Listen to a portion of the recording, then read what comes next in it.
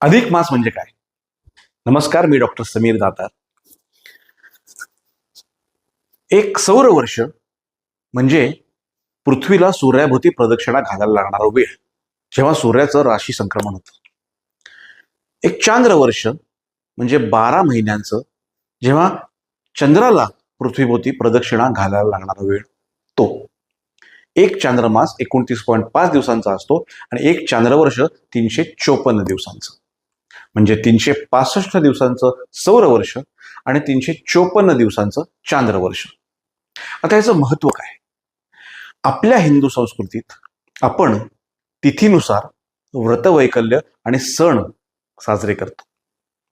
पण हे सगळे साजरे आपण करतो ते ऋतुचक्र पाळून. कारण त्या त्या ऋतूत तिथी आल्यावरच तो सण चांगल्या पद्धतीने साजरा होतो.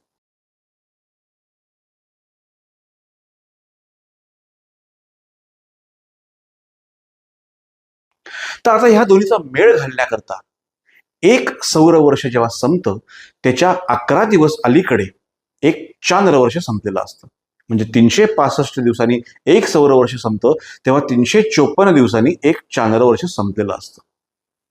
पुढच्या वर्षी हाच फरक 22 दिवसांचा होतो आणि तिसऱ्या वर्षी हाच फरक 33 दिवसांचा. 11 दिवसांचे 3 वर्षांनी 33 दिवस जेव्हा पूर्ण होतात, तेव्हा तिसऱ्या वर्षी आपल्या तिथी आणि आपले ऋतू यांचा मेळ घालायला अधिक मास जोडला जातो. तो अधिक मास.